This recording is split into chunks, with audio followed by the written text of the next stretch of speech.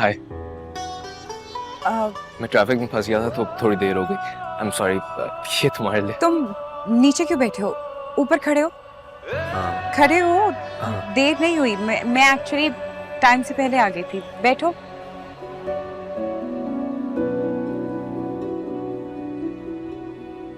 मगर तुम ऐसे सीधी हॉस्पिटल से आई हो क्या? घर जाने का मौका भी नहीं मिला? आर्यन, एक्चुअली मुझे तुम्हें कुछ कहना है, जिस तरह से मैं तुम्हें यहाँ बुला कर लाई हूँ। मैं चाहती हूँ कि तुम मेरी बात को आराम से और इत्मीनान से सुनो। क्या हो? Why are you sounding so strange? तुमने तो मुझे यहाँ पे बेसिकली यू नो, मैं तुमसे बड़ी हूँ। हाँ, तो फिर मतलब हमारा एज डिफरेंस है एक। मरियम, बाबा कहते हैं कि एज सिर्फ एक नंबर है। तुम्हारे बड़े होने में तुम्हारा सिर्फ इतना ही कमाल है कि तुम चंद साल पहले किसी और घर में पैदा हो गए, और मेरे छोटे होने में मेरा सिर्फ इतना ही कसूर कि मैं थोड़े अरसे बाद किसी और घर में नमदार हो गया। तो इसमें क्या है यार? और वैसे भी इन पुरानी बातों को नहीं मानता मैं। पुरानी बातें तुम्हारी। मैं सिर्फ एक बात चाहता हूँ कि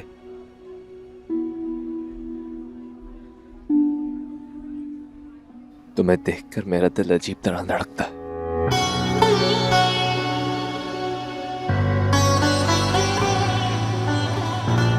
जो आज से पहले कभी इस तरह नहीं धड़का।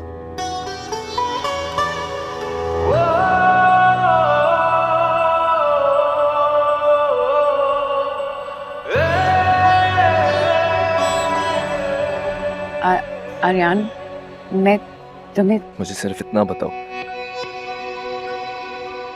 कि क्या तुम मुझे थोड़ा सा भी पसंद नहीं करते?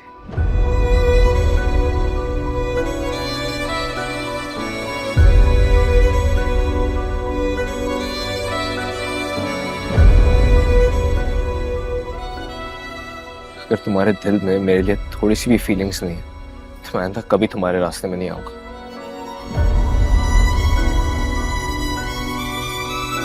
मगर मुझे सिर्फ इस वजह से रिजेक्ट मत करो कि हमारे उम्र में चंद सालों का फर्क है। You are so caring Mariam. जिस तरीके से तुमने मेरे हाथ पर पट्टी की, आर्यन, सब डॉक्टर्स केयरिंग होते हैं। तुम किसी भी हॉस्पिटल में जाओगे तो तुम्हें सब डॉक्टर्स ऐसे ही मिलेंगे। और सिर्फ एज डिफरेंस एक प्रॉब्लम नहीं है, और भी बहुत सारी चीजें हैं जो मेरी जिंदगी के बारे में तुम्हें नहीं पता। क्या कोई और है तुम्हारी जिंदगी में? अगर है तो मुझे बता दो। अपने सारे पुराने रवैयों की माफी मांगकर यहां से उठ जाऊंगा। मगर तुम मेरे लिए ऐसी स्पेशल रहोगी। है नहीं, था। हमारा ब्रेकअप हो गया। हाँ तो ये तो माजी की बात हो गई ना। बता, कर तुम अभी भी उस शख्स से मोहब्बत करती हो तो? नफरत करती हूँ उससे।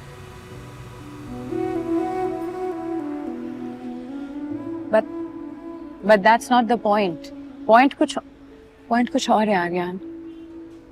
मेरी जिंदगी में मेरा एक छोटा भाई है, और जो सब कुछ मेरे साथ हुआ उस हादसे के बाद, आर्यन, वो मेरे लिए एक मैच्योर और एक सोबर इंसान एंटिसिपेट करता है, और मैं उसके खिलाफ नहीं जाना चाहती, क्योंकि बस वही मेरी फैमिली है। वो तुम्हें कभी भी तुम समझ रहे हो मैं क्या कह रही हूँ?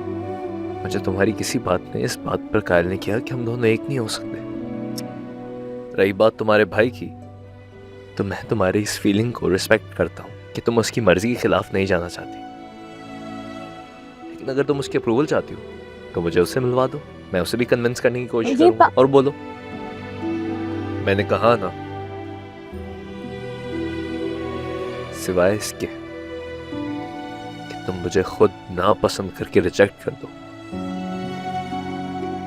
जो कि तुम्हारा हक है, मैं किसी और बात से कन्विंस नहीं हो सकता।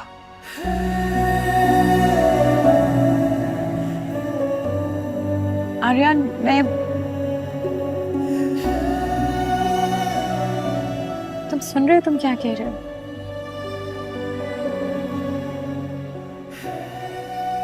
मैं तुम्हें यहाँ कुछ समझाने आई थी।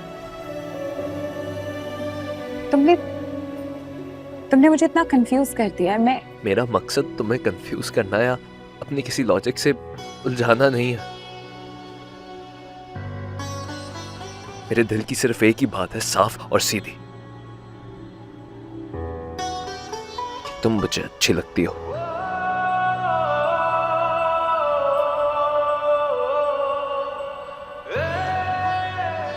और अगर मैं तुम्हें अच्छा नहीं लगता तो मैं आइंदा कभी तुमसे राब्ता नहीं करूंगा। मगर ये फैसला तुम्हारा अपना होना चाहिए। तुम सोचकर जवाब दे देना, मगर उससे पहले तन्हाई में बैठकर अपने आप से ये सवाल जरूर पूछना कि क्या तुम्हें मेरी उम्र से मसला है या अपने भाई की नाराजगी से डरती हो।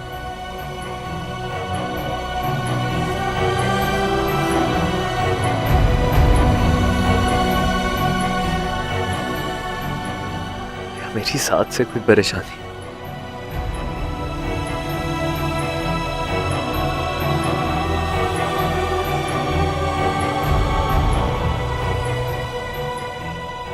और फिर जो जवाब आए जाके बता दें। मैं तुम्हारे हर फैसले का एहतराम करूंगा।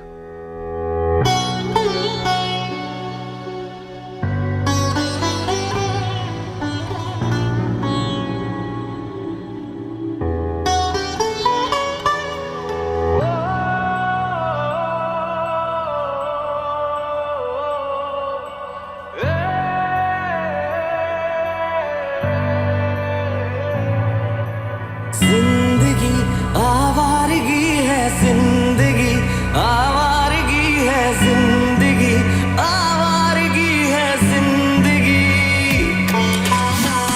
उसे फासलों